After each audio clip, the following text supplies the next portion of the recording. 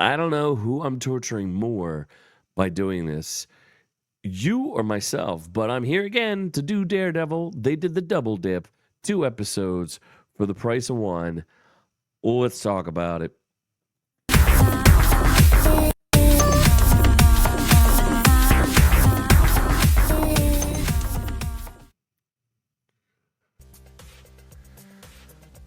That's right, friends. I am the man you may know as Z, and this is Our Reviews Will Kill You, where I'm going to review and recap episodes 5 and 6. Who knew we were getting 2? And I read a thing that was like, these 2 episodes need to be seen together, and they absolutely 100% do not. So, I don't know what's going on here. I do not know what to make of this series. I think the whole thing is made by amateurs. And I'll point out 2 things that make me think that before I start the recap. First is, while I'm watching episode 2 on Disney Plus, there's like 10 minutes left of the second episode, and they're like, start the next episode. And there is no, episode 7 has not been released. And I'm like, hitting my controller, being like, why is it going to send me to the next episode? This one's not even over. There's like 10 minutes left. What's going on here?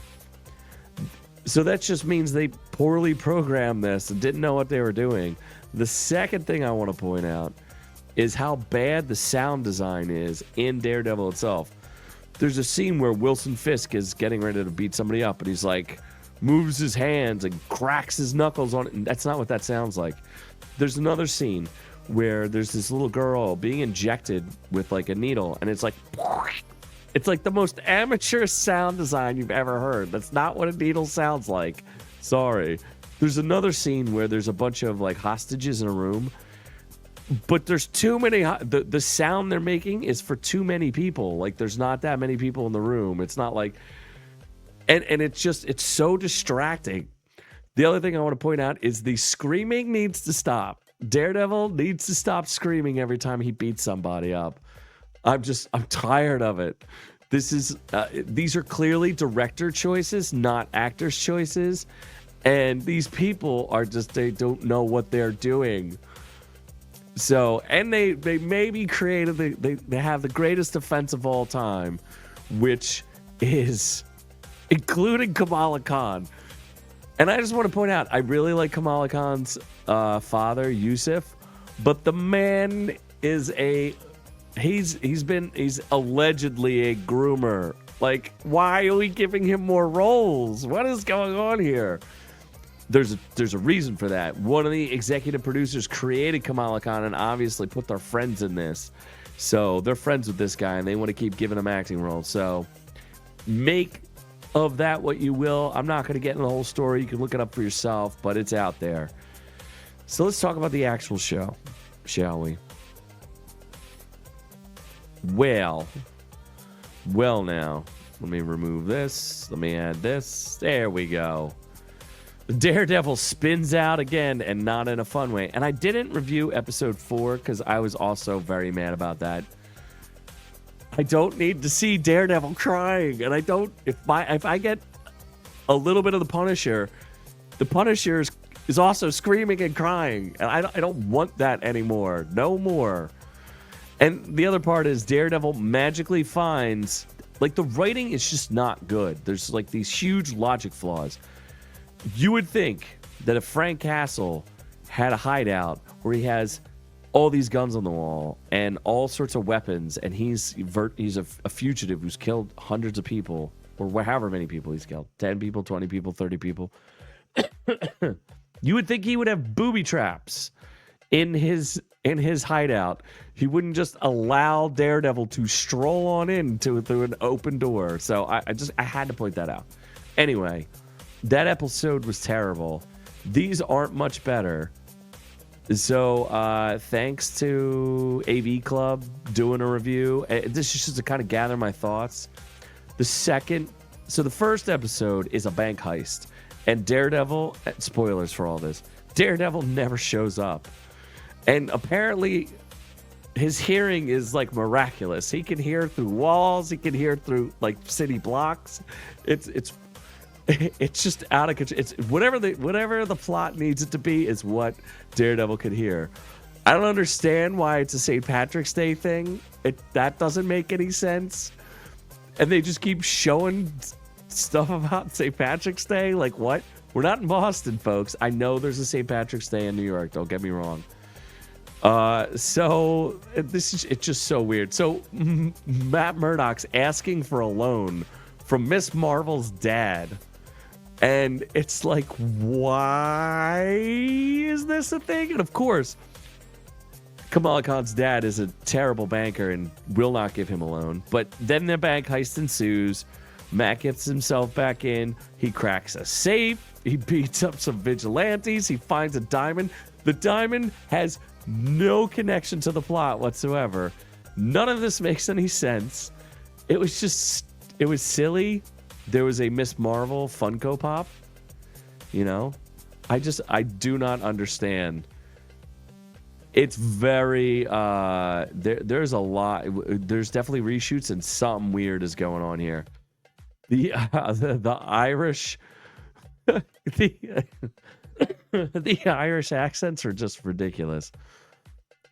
And they bring out a hostage negotiator, and within like 10 minutes of her talking to the guy, they're like, nah, SWAT's going in. Let's just go kill everybody. No big deal. Whatever. All of it was terrible. So, and then we get Daredevil gets invited to go to Kamala Khan's house at the end. Wow. Super awesome.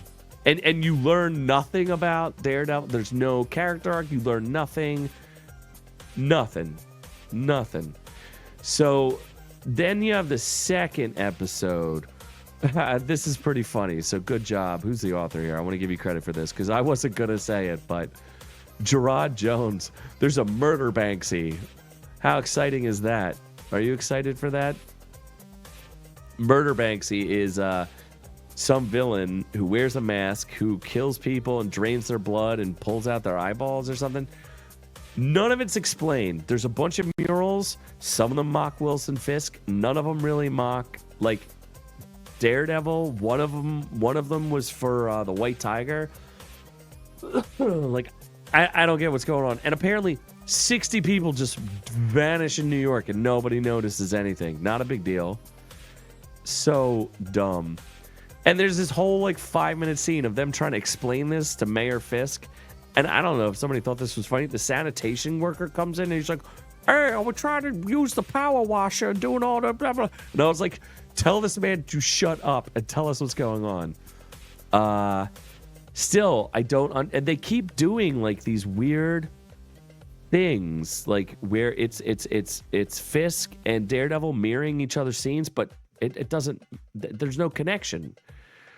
And then there's another thing that's connected there too. Like they keep hinting at Matt being Catholic and then doing absolutely nothing about it. Like what, why, whatever. And then you have Muse, who's this vigilante, and Fisk puts together a vigilante task force, and that seems fine. This Muse guy, right? This Muse guy is apparently some sort of like Murder Banksy spider ninja, because when Daredevil shows up, because there's like just dumb plot conveniences. The White Tiger's niece decides that she's going to investigate this murder mystery thing, and she's going to disappear in the middle of the night and she gets abducted. So of course Daredevil's got to go out and save her. He fights the spider monkey, and this fight scene sucks. It's so bad. It's sped up clearly. And they never gave you any hint that this guy could fight. Like, just because he's a serial killer doesn't mean that he can take on Daredevil in a fight. Daredevil's highly trained and should just beat the guy to near to death, and he literally doesn't do that. None of it made sense. I just don't. And then he gets away. So it was all for nothing. Really stupid. The one thing I just wanted to point out here, I like some of these stray observations, and I wanted to like comment on some of them. Again, worth mentioning, Born Again executive producer Sana Amanat co-created Kamala Khan. Okay. They talk about Spike Lee's Inside Man. Yeah, I don't care. Matt hears the police breach from inside the bank. They can hear anything, whenever it's important. You know, just because Daredevil's father Lantham is dead, you would think he would find another priest he could talk to, but no, I guess he doesn't care. His girlfriend asks for an interview with the Punisher. The Punisher has killed, like, many people. Why would you talk to him? You don't want to talk to him. The swordsman looked absolutely dreadful. If you remember anything, the swordsman was from, what was he from? Oh, yeah, they keep throwing in things. Like, I've seen everything, and I can barely remember it. But it was from Hawkeye. And he sucked in that, and his makeup is so bad, he stands out. Like his old man makeup or whatever, it just looks atrocious. And if he really looks like that, well, slap me silly. Let's see here. Fist's new task force sounds like okay, whatever. I thought it was kind of interesting. And there's just a bunch of music, but I thought some of those were kind of interesting. So, yeah, I don't know. What did you guys think? I'm not. I keep watching it, and I just don't know why, because there's no themes, there's no anything. Matt just keeps screaming and doing random things. I feel like he would have some sort of inner dialogue or monologue or something. Like, explain what you're thinking a little bit or anything. And Fisk trying to be the mayor and just he's just doing mayor stuff. Like, okay, whatever, man. What is going on here? So I don't know. I give the both episodes like the heist was like a 6 out of 10, and the Spider Monkey Muse one was like a 6 out of 10. And why were they both released at the same time? I suspect it's because he's not dressed up as Daredevil until episode 6. And I think they're like, yo, we are losing people. We need to do something, because at least if people talk about him being Daredevil again, people will care. I don't care. And I was kind of getting tired of the Matt Murdock, I'm an attorney thing, especially in the heist where he literally does nothing. I mean, he interferes with the heist, but like he does no Daredevil stuff. It's just weird. So let me know what you think in the comments down below. Thank you for listening. I keep ranting about this. I skipped a week and I was really mad, but this one really got my goat a little bit too. So thanks again. Check our live stream. We have exclusive videos you can check out, exclusive reactions to things, all sorts of stuff.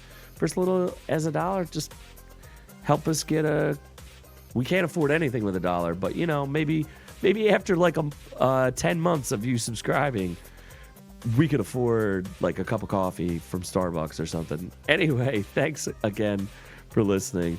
Love all y'all, but I'm on to the next one. Thanks for catching the video. Be sure to join our channel to get the education you deserve. Make sure you check out our shorts, live streams, and catch us on all the socials. Don't forget to like and subscribe.